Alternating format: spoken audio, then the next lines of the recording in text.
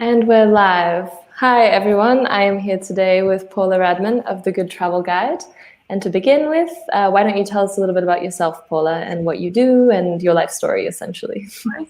Hi, everyone. I'm Paula. I'm from Croatia. I live in the Netherlands, and I'm the program coordinator for the business certification program at The Good Travel Guide.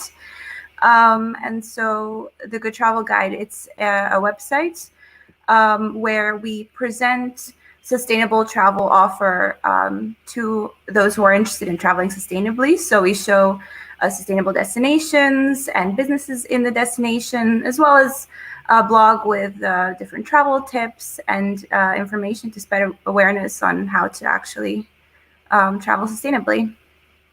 Perfect. So in terms of business certification, that is that you either find businesses who are interested in being certified or businesses come to you to get the certification that then means that they're more eco-friendly? Yeah, so it's, well, firstly, we work mainly with destinations. So we think it's most effective on a destination scale if they decide we want our destination to be sustainable. The only way to do that is if the actual businesses in the destination are also sustainable. So, one business in a destination isn't going to make much of an impact. So we try to partner with destinations to get as many businesses there to get certified. And the certification isn't just environmental, because we look at all aspects of sustainability. So we look at the environmental aspects, of course, like waste, water use, energy use, but also the more social, cultural, and economic aspects. So we want businesses to, for example, be accessible to all. And we wanted them to have good employment, to have, to not exploit their workers, and just to have equal opportunity, and also sustainable sourcing and things like that. So it really kind of encompasses all the different elements of sustainability. What do you mean by sustainable sourcing? I don't have something that immediately jumps to mind. Well, just that the products that they buy Right. are made sustainably, and the whole supply chain before it gets to the business. Okay, so it's really all the way from the top to the bottom on every single level. Yeah, which I think is probably the most effective way to check if something's sustainable, instead of just slapping a label on it and being like, it's organic. It's more important to look at all the different steps. Exactly. Which is Yeah. great. So one of the reasons we actually made this certification is because we found that right now a lot of eco labels and certifications don't have that transparency of, you see the label and you're supposed to just trust that this is sustainable, and it doesn't tell you anything about why. What's that based on? How can you actually verify it? So for us, that's really important, and we actually have a special element with our certification, which is a scorecard. And every business that gets certified gets a scorecard that shows every single criteria and how they did, whether it's good or bad. And we also put this on our Good Travel Guide. So all the certified businesses on the Good Travel Guide have this scorecard, which really makes it easy for someone when they want to choose which businesses to support, which businesses to visit. They can look at what aspect of sustainability is really important to them, and see which businesses excel in that area. Absolutely. That's really interesting. So full transparency for the consumer to know essentially what their money is paying for and where it's going, and whether or not it's fully sustainable in the ways that they value. Yeah. Which is great. So I mean, in the story of the Good Travel Guide, first of all, how long has it been around? Yeah. So it all stemmed from the Green Destinations Foundation. So this was the original organization that was founded in 2016. And the purpose of this organization was to certify destinations in terms of sustainability. And then they realized that, yes, we were certifying these destinations, but how do you get the message out there that these are sustainable destinations? You need to have that other end of it, which is kind of promoting and raising awareness of it. And so that's why the Good Travel Guide is quite recent. It was only officially launched last year as a way to kind of promote and present these certified destinations. And then it expanded to not just the destinations, but to also generally help travelers learn how to become more sustainable. So that's the story. Perfect. So you have this website, but you're also on social media, right? So you understand the power that social media has to kind of get information across. Yeah. Um, and do you do partnerships with other organizations aside from Sphera, of course, for the Green Week, in order to get the word out for the different destinations that you've got? Yeah, absolutely. So we have a few different partnerships with different organizations. Actually, in terms of the whole social media element, we have a partnership with a film company as well, and they make beautiful videos showcasing the destinations that are certified.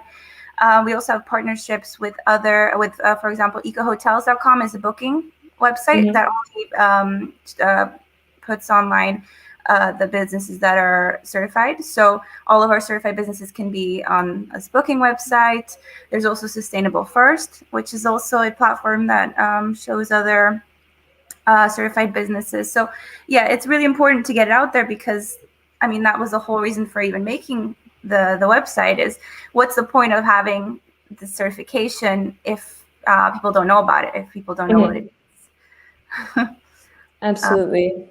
Would you say that there's any specific, I don't know how long you've been working there, if you've been there from the beginning or not, so feel free to tell me if you don't have an immediate answer to this, but what was some of the tourism related challenges that the Good Travel Guide was created to try and change? So what are some big impacts that people were witnessing that essentially created this idea that we have to find a better way to travel and better places to travel? Yeah, so like I said, we launched this last year, so it was already mid-pandemic. So a challenge was that people weren't traveling, and then businesses go, well, why should we invest in our sustainability? Why should we try to improve if that's not their priority? They would say like, we first need to get back on our feet before we can make any changes. But our whole philosophy is that no, this is the best time that when you're starting from scratch again, it's the easiest way to rebuild better.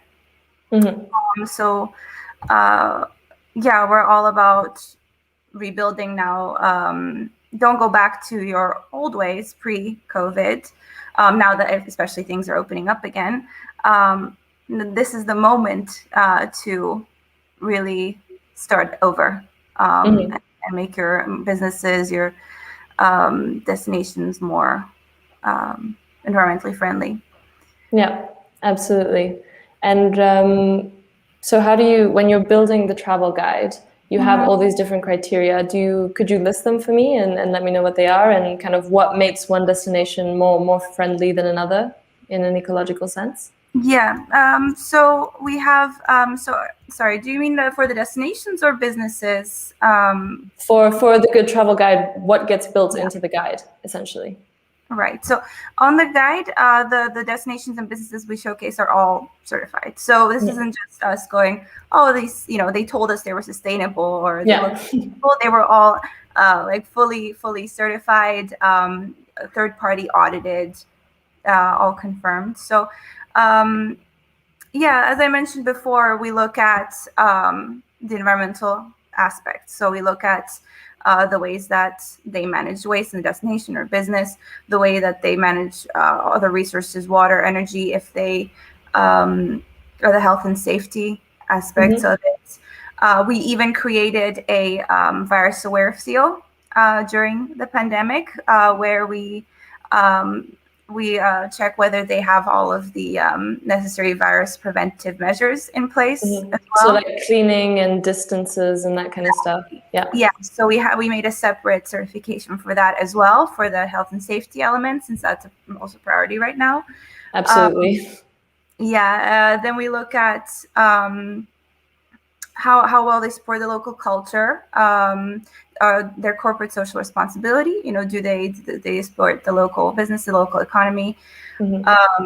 As I already mentioned, good employment, right? How they treat the employees. I could go on for a while. Oh, please, tell me all about it. Yeah, I mean, that's basically the idea, is that we have a very long list of criteria, and for destinations as well as for businesses, we do all sorts of businesses. So even though we're focused on tourism, we certify a lot of different types of businesses. And we're constantly expanding also our criteria and redeveloping. Yeah, also something to note that our destination certification standard is also accredited by the Global Sustainable Tourism Council. So that also gives it some more credibility and weight there. Yeah, that gives it a lot of weight, I would reckon, especially a big global organization. Yeah.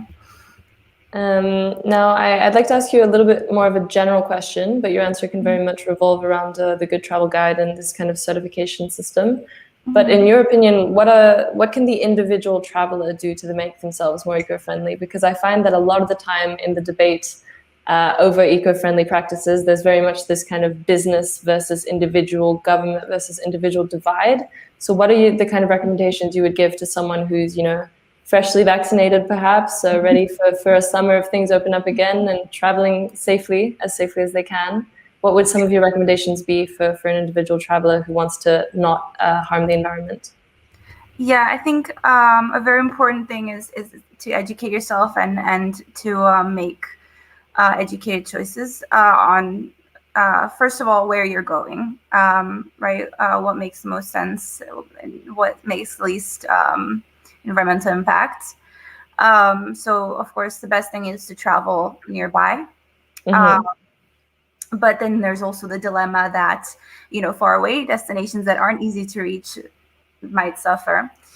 So it's never a clear answer. But it is important to look at how you're traveling. What's the best way to do it? It's all about research. Then, so you mean in terms of when you say how you're traveling, you also mean transport?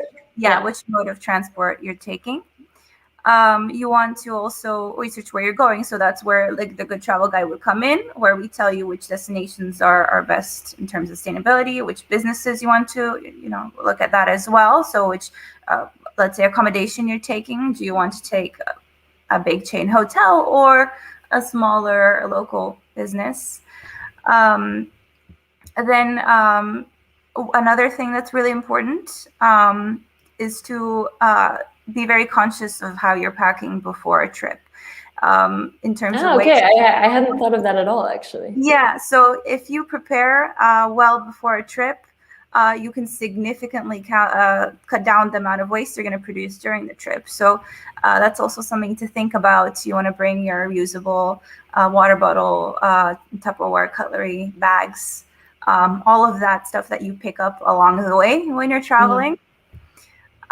So that's kind of an easy thing if you just think ahead. And most of these things are about thinking ahead and doing your research. And then on the trip itself, you can relax because you're prepared. Absolutely. And I've noticed on the Good Travel Guide's website that there's a slight emphasis put as well on local environments, not just going to the furthest possible, most exotic location that we can. So what do you think are some of the benefits of rediscovering your local environment, or maybe even, places in the same country that you've never been to before, as opposed to traveling far and wide? Yeah, so we have that. I mean, especially because of COVID now, it was much smarter to travel, to rediscover your environment. But it's also generally better because you're cutting down on the travel emissions. But I think it's important to, I think it's always been beneficial to learn more about your local environment, to learn about the people, culture, your history of your own area, because I think a lot of people are surprised. You take it for granted. People from the other side of the world are traveling to your area to discover it. So I think it's a great opportunity to look around and see what you've kind of been missing. And also just support your local businesses that have been struggling. I think that's also just a good thing to do. And you save time, you save money. You can see more places if it's all close. You don't have to spend more money on accommodation if you can take day trips, for example. Yeah. Absolutely, yeah. And you're based in the Netherlands at the moment. Have you been doing a lot of kind of small day trips? But you're not from the Netherlands, but kind of discovering, I guess, the different areas in the Netherlands? Yeah, a little bit. I mean, not much, because I still was hesitant to travel in COVID. But yeah, I've been seeing a lot of those little towns that I haven't been since I was a child. So Yeah, that's quite nice. I've had the same experience in Brussels, very much Mhm. going out of the city, also to get away, I think, from the monotony of the kind of everything's closed and all I have to do is work kind of life, and then going to see some forests, and it's been really, really helpful. Yeah, and you do really feel like you're taking a holiday, a break, even if you might be half an hour away from home. Just the change of scenery Absolutely. really resets your brain. And do you oh, I had a follow-up question, but it's left my head. We'll see. Maybe it'll come back. So Yeah. I'd like to follow up with some. What are your thoughts on slow travel? Hmm.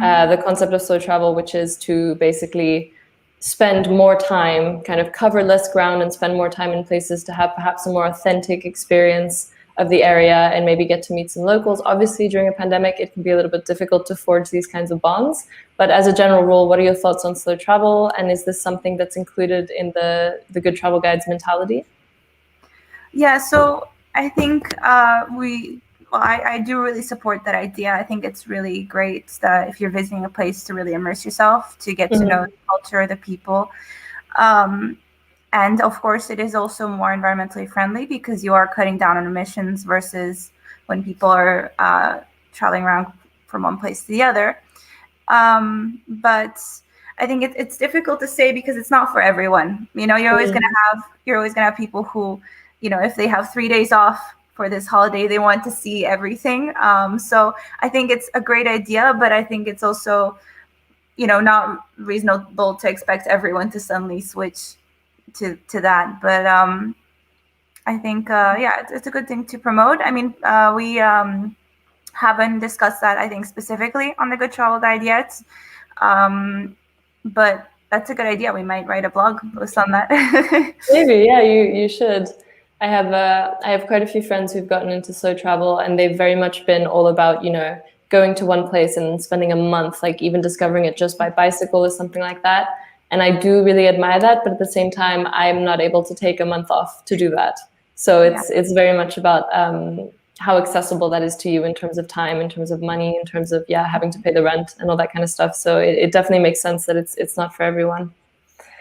And my next question is, what is your favorite, or if you don't have a favorite, one of your favorites, or maybe your top three, tell me as many as you like, green travel destinations within Europe, because Sphera is a European project. So I think that's kind of our target audience and what they're interested in. So tell me about it or them, and what you like about them, if you've actually been, or if it's something you've discovered through the guide. Yeah, well, I'm a little biased, so I have to say Croatia is. What a surprise! Yeah, but yeah, if I have to pick something that's not my own country, I would say a great recommendation would be maybe Slovenia. Okay, I've never been. Yeah, it's slightly less known than, let's say, Croatia as a tourist destination. But the really great thing about them in terms of a green destination is that they were actually the first country that we certified as a whole country to be green. Oh, wow. Green Okay. destinations typically have one town, one island, one area. Mhm. They were the first to manage to do like a countrywide approach and certify all the areas at once, and they have their own name for it. They called it Slovenia Green, Mhm. like a whole campaign. And I think it's great because they have all the different something for everyone. Let's say they have the coast area, they have the mountains, they have the forests, they have cities. So I think it's an interesting one. Absolutely. Yeah, I like the initiative, and I think on some level it would make a lot of sense to try and certify the whole country just for the tourism bureau or whatever they've got in the government that's regulating that. I think it's a huge, I mean, yeah, it's a huge economic opportunity. and it's a massive effort. I mean, especially because they just didn't have such a well-known, let's say, brand for, Mm-hmm. for tourists, and so they made about the sustainability, and I think that's great.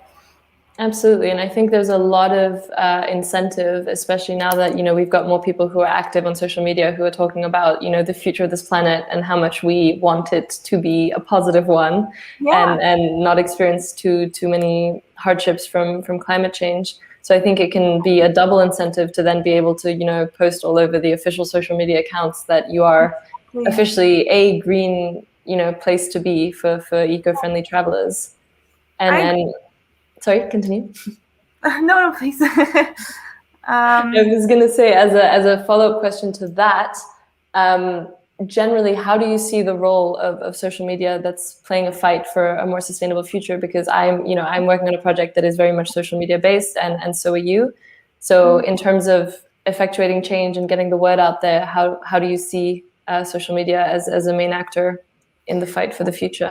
I would say the issue right now isn't to tell people there's like people already are aware that there's the crisis and that they already want to help. They want to make the decisions. They want to be socially conscious.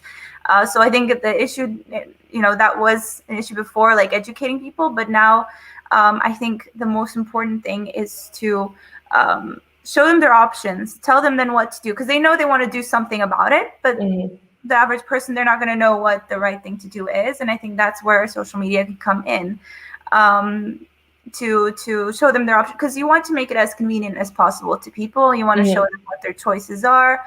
And so that's why I would say you want to show them what this sustainable offer is, show how easy it is actually to travel sustainably, how convenient it is. I mean, like this, telling them concrete tips on how to travel more sustainably, and concrete places too. How do you check that a business you want to visit is sustainable? The average person isn't going to know that, and it shouldn't be that hard to do. So yeah, I think basically we're past the telling people there's a crisis and on to this is what you can do yourself. Yeah, absolutely. What are you going to do about it? You still want to, travel and experience the world and experience different cultures. I think now actually an idea that just popped into my head, which would be really cool, and stop me if you already have this, but would be to have some kind of a system where you can put how far you're willing to go or how far you can go. For example, if you just have, a bicycle even, and then have a kind of randomizer option that would just tell you all the cool places nearby. So I think that would be really cool. Don't count on me to give too many suggestions that you're actually going to take up, but I think that would be a really cool idea, especially to bring back a little bit of the excitement and fun.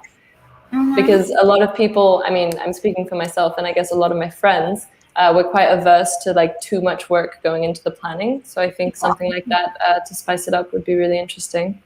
Right, because it's about convenience and money.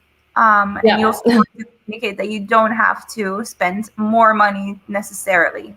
But of course, that is something that we still need to work on, because the more affordable options there are, the easier it is. So absolutely, that's not in our control right now, but that will hopefully improve. That will make it easier to make more sustainable choices. And more affordable. Right now, you have destinations all over the world, right? Yes. And you're consistently looking to expand. I'm just curious at this point, how does that process go? Do you mainly find people, or do you spread the word about yourselves, and do they find you? So destinations apply with us. Yeah, so destinations apply to be featured. Okay. And we have representatives all over the world who then also seek out the destinations and pitch it to them. And for the businesses, like I said, then once we already have destinations interested, then we get the business level as well. But also businesses are also welcome to register just through our website online, and we will certify any business that is interested in putting in the effort. So yeah, that's good. I think it's simple as well to have a direct line. I think some people would find that a little bit easier. I have another question for you. What would you say is the biggest challenge that your organization faces when trying to spread your message? Is there anything in particular that you kind of have meetings about where you're like, how do we overcome this obstacle for a green, eco-friendly company? Yeah, I mean, I would say our biggest issue is because we're still a young company. It's getting the word out there that our seal exists, because it's easy to, at the beginning, be overshadowed by the labels that everyone knows already, the easily recognizable ones. So I think it's kind of breaking into that market with the certifications and the guide itself. Of course, there's a lot of other travel guides out there. So you want to kind of make your own space and not, we don't want to compete with these others because we think they're also doing good, so we're not trying to beat the competition. We're trying to find our own area of the market. So for example, with the business certification that we do that, the way that we do that is that we specifically target smaller businesses. So, you might have heard of, let's say, a Green Key certification. That's a big one. And that those kind of certifications are something that the small businesses, the little family-owned ones, they can't afford it, and they can't put in the time and effort that it takes to pass these massive certifications. So, we're trying to do our own thing and help smaller businesses right now. And who knows, in the future we might expand more, but this is our goal. Yeah, which I think is good. And it also lends itself to this idea of authenticity that a lot of people are looking for when they travel, especially slow travel, to really not go to some kind of a massive chain, but actually go to where, you'll actually get to meet real people from this real place who will have a real impact from you being there, which is very nice. And then my other question for you would be, do you think, because we're talking a lot about individual travelers, individual choices, do you think there are any limitations to viewing eco-responsibility as an individual choice? Because I know it's a huge question, so please don't feel pressured to give the perfect answer. But I do love talking about it, and I would love to get your perspective as someone who focuses on traveling and that kind of direct choice making. Yeah, so a lot of it is your choice. I think where the limit is when there is nothing good to choose from. Like that, that's the issue. There has to be sustainable choices. So like I said, I mean, you could have a choice, let's say, between this massive hotel and a cute little local Airbnb. But the question is, what is actually accessible to the average traveler? If the others are the more sustainable option is a lot more expensive, you're just not gonna be able to do it. Or let's say if you're traveling somewhere and you could take a flight for half an hour or a train for 10 hours, not everyone is able to just take an extra day off work to go traveling. It's like what you mentioned before, you can't just take a month off to go travel. So it has to, the limitations are the businesses, the flight company, let's say all the other stakeholders and actors have to actually put an effort into making these options, more sustainable options, available to the average traveler. Otherwise, you could have all the choice in the world, but if you can't actually afford it, or it's not accessible to you, then it doesn't matter. You're not a bad person for not being able to afford a train ride instead of the flights. Absolutely. And I love that you said that. Actually, I think there's too much of a kind of judgment culture surrounding these kinds of choices where we don't take into consideration all the limitations that there actually are. And I prefer taking the train 100% over taking a plane, just because I feel like I'm wasting so much time getting to the airport and passing through security, and I don't like being in the air. It's a little bit stressful for me. I still don't really understand the mechanics of plane flights, so it's a little bit strange. But I would much rather spend an extra couple hours on a train and then just get there and immediately be in the heart of the city. So it's a shame that trains are oftentimes in a lot of countries super, super expensive. Especially I come from Switzerland, so super, super expensive. And I guess my final question to you before we wrap it up would be, just generally, what are your top sustainability tips in the spirit of Green Week, in the spirit of travel? Do you have anything that you'd like to share in terms of sustainability? I think we've covered a lot of it already. You want to travel nearby, right? And when you're choosing how to travel somewhere, it's good to look to really compare the impact of the different modes of travel. And you might be surprised because it's not always as simple as this vehicle is better than this vehicle. It also, you have to take into consideration all the different aspects, like how many people are, in the vehicle. So for example, one person in a car is so much worse than 4 people in a car, and 4 people in a car would be better than, this many people on a train or flight. So there's that's something to look into. Um, Tips, yeah, support local businesses. When you're at a destination, talk to locals, see what they recommend, which businesses to visit, and sometimes that's better than just Googling best places to visit in a destination. You want to talk to locals and find out what might be a little more low key, a little more authentic. Do your research. So go to the Good Travel Guide. Discreet plug. Just look into where you're going, which businesses to support, and it's important to think critically when you look at if a business is advertising themselves as green or sustainable. Don't just take it for granted. There's a lot of greenwashing.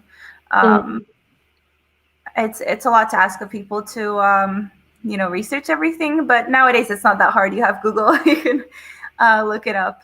Google is your friend. Exactly. Just be conscious of it. I think that's the main thing. If you have the will, you'll find a more sustainable way to do things. Yeah, absolutely. And I think that's a wonderful note to end on. Thank you for sharing all this knowledge with us, Paula. It's been a pleasure speaking to you. If you're watching, do check out the Good Travel Guide. They have a lot to say about a lot of different places that I have always personally really wanted to go. And thank you for joining us. And it's been a really illuminating conversation. And I hope you have a wonderful evening, both to you and to those watching. Yes, thank you. All right, bye.